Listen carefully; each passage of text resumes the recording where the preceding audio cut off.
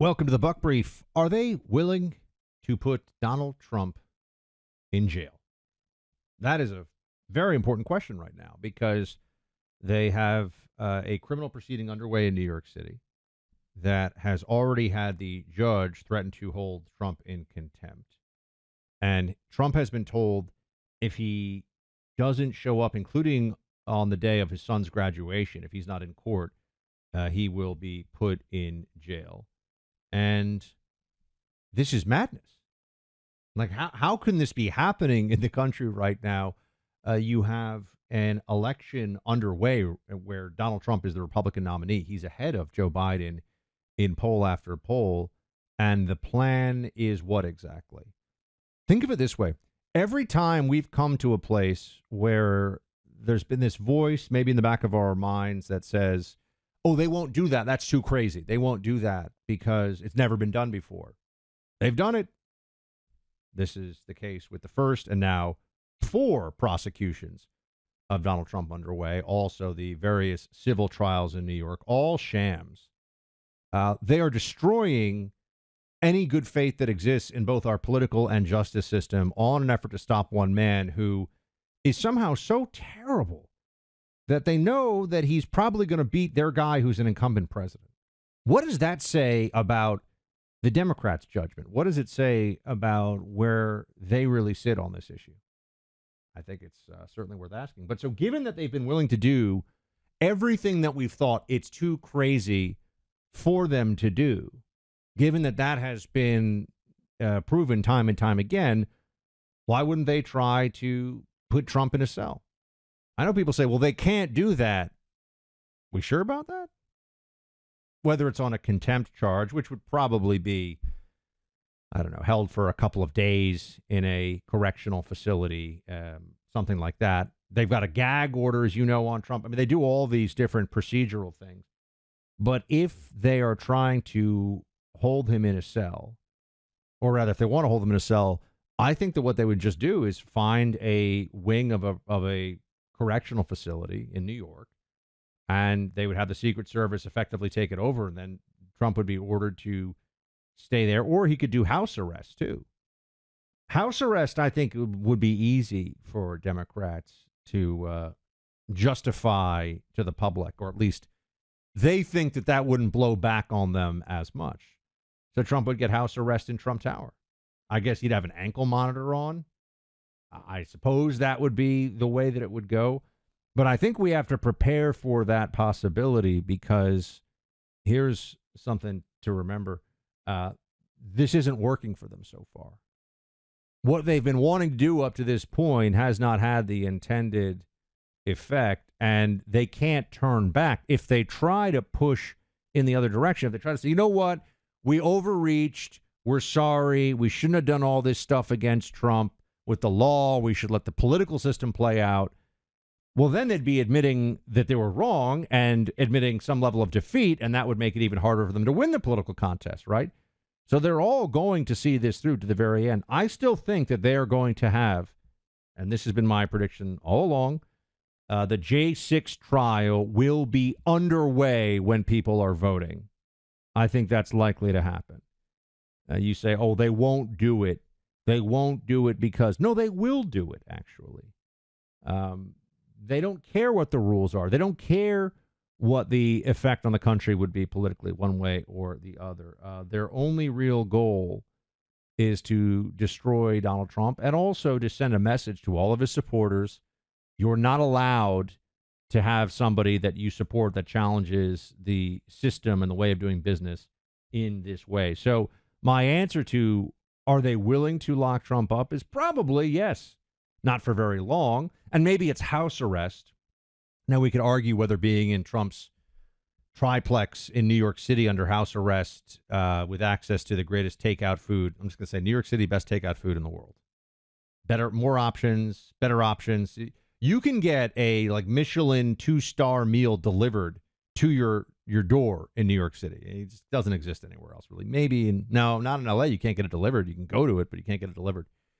So I don't know if you're going to think of that as really a prison sentence for Donald Trump, but house arrest, I could see that. and house arrest that they maybe use as it could be part of his, if he gets convicted, a way to stop him from campaigning.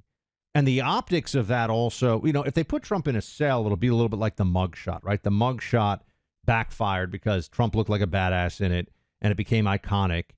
So there's that. But if you look at the optics of Trump being in like Trump Tower under house arrest for the Alvin Bragg hush money case or whatever we're supposed to call it, the clerical money error case, then I think, well, should be very apparent to all that that case is absurd. But that Trump will not look like he's being treated quite so badly if he's in Trump Tower, right? So house arrest, I think, is a very distinct possibility. Let's then talk a little bit about the J6 obstruction arguments heard today in the Supreme Court. I think it's really important what's going on. I want to give you my take on that here in a moment. But on this podcast, I try to cut through the noise, the nonsense, and the ulterior motives. Try to uncover the truth about what's really going on. That's what my colleague Mark Chaikin does as well, but he does it for the U.S. stock market. Mark worked on Wall Street for 50 years, and across those decades, he invented 3 new indices for the NASDAQ and has predicted some of the biggest market shifts of the past decade, including the recent mania in AI stocks. Mark says the majority of Americans are about to miss out on a critical turning point in this AI frenzy. He's calling this a new dawn for U.S. stocks, and Mark predicts dozens of specific companies will be impacted in just the next 90 days. That's why Mark has agreed to share one of his favorite AI stocks to buy now with you. He put everything you need to know in a new presentation you can watch for free at this website, 2024aistock.com. That's 2024aistock.com, 2024aistock.com, paid for by Chaikin Analytics. So the Supreme Court heard today the arguments around the usage of a statute that's supposed to be about destroying evidence in a congressional investigation. But instead, they've decided that they're going to use this for obstructing an official proceeding.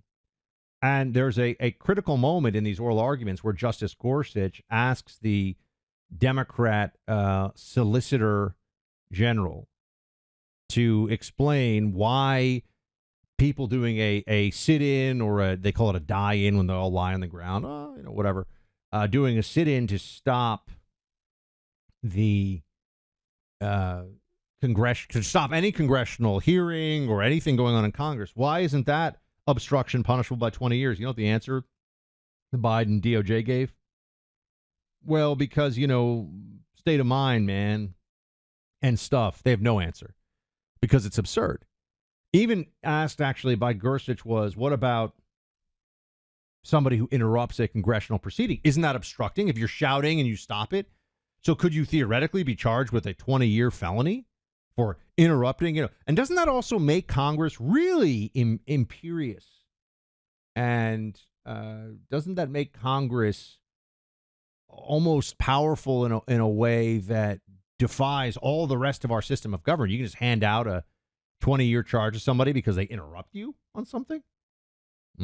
That seems a bit extreme, doesn't it? But as you know, Democrats shut down things. They lie in the highways. They lie in front of, they lie, but they put their bodies in place in front of whether Supreme Court or Congress or. I remember during the Kavanaugh hearings, you had people dressed, this is true, as giant condoms randomly at the Kavanaugh hearings, just because, lunatics opposed to Kavanaugh's confirmation. You had people dressed in the, what was it? That show, Handmaid's Tale. People dressed in Handmaid's Tale outfits, all that stuff going on. And that's not a felony, but if you were obstructing the congressional proceeding on January 6th, you face up to 20 years in prison. This is outrageous. And when the Solicitor General for the Biden DOJ tried to explain it, it became very clear. Well, our people, meaning leftist, communist Democrats, when they obstruct an official proceeding with BLM riots or whatever, they're good people, so they can't be subject to this law. The law is just to beat up the bad people, Republicans, Trump supporters. That's really what you can see as far as Biden Democrats are concerned is the reason for the existence of law. It's to be a political tool, a political weapon against the other side. Because they don't want to prosecute criminals. Like people that really hurt people, Democrats will find a million excuses. You stab somebody, you rob somebody, carjacking, are you oppressed? If you're an oppressed person and you do those things, probably shouldn't go to prison. Probably should give you another chance. Maybe give you 15, 20, 50 chances. Get arrested over and over again. Nothing will happen to you. So that's one way that this goes, right? They don't believe in the enforcement of laws that are the most essential laws, like physical safety, physical property of the people in America, of our society. But laws about obstructing a congressional proceeding or laws about a nuisance payment to a former porn star through a lawyer, those are the important laws. Those are the ones that you're supposed to pay extra close attention to, and people should be able to take it to the maximum. It's honestly, it's outrageous, and it's troubling to me for where this will take the country if we continue on this pathway. I don't know how we stop it, though, because they won't stop. This is about power for the left. They are power mad. They are obsessed. I think this will continue on, and we can just fight it as best we can. And I'll continue to push here with everything that I can to at least tell you the truth and focus on what really matters. As you know, I'm a big defender of rights. I'm a big Second Amendment guy, constitutional right to bear arms. And that's why I appreciate the sport of shooting, but also being a person who owns and is trained with firearms. That's where Bear Creek Arsenal comes in. Fantastic new sponsor. I got to tell you, so I have an AR-15. I have a semi-automatic rifle that is among the most expensive mass-produced semi-automatic rifles you could get anywhere. Okay, I mean for an AR-15, costs a couple $1,000s plus retail. It's very expensive. I know there are more expensive ones, but generally speaking, if you're spending almost $3,000 for an AR-15, Bear Creek Arsenal you can get for $500. Fantastic AR-15s. You can get incredible upper receivers for an AR. You get all kinds of sidearms, pistols that are absolutely made at the top quality, and the price you're going to get on them is amazing. It almost feels like, how can this be possible? I was just out with my Bear Creek Arsenal AR-15, or BCA 15 is what we call it, over the weekend shooting it, and it's great. You're going to love it. All of you who own guns out there, go to bearcreekarsenal.com/Buck. That's bearcreekarsenal.com/Buck. Use promo code Buck. You'll get 10% off your first order. bearcreekarsenal.com/Buck. Use promo code Buck for 10% off your first order. I'm telling you, you're going to be absolutely amazed at the prices that you will see. So, look, I think that Trump is going to be able to get through all this legal maelstrom that he's going through, but it is going to be tough, and the country's going to be heading into some difficult times for sure. This election is going to be the craziest election we've ever seen. The desperation of the left will be beyond what we've seen up to this point, which I don't even know how that's possible. It's like, how do you go beyond the absolute top of the dial? They're going to try. But I'm honored that you'll be here with me and listening to us on Clay and Buck Radio as we do it. Also want to remind you, Crockett Coffee, you can see if you're watching this on video, we're starting a great American brand with Crockett in the spirit of Davy Crockett himself, about love of America, love of our history, love of the frontier spirit. And coffee is just the beginning. We're going to be doing a lot of things, but we really can use your support. So please subscribe. Best thing you do is subscribe. Go to crockettcoffee.com. Become a subscriber. It's delicious coffee. It's honestly fantastic. And you will really enjoy it. And you'll be supporting. Remember, we're hiring a whole team of people, all like-minded, all love this country, love our history, want to be building out more brands. Don't buy your coffee from some communist conglomerate that is trying to, force wokeness on your kids and has gender pronouns in their bio. Like, buy it from people you trust and support and want to use the company they're building to support other creators in this space. That's coming up next. Something else, initiative I have underway. help other voices in the conservative space be able to monetize their content. That's what Crockett Coffee is going to be focused on, and also to do other great products.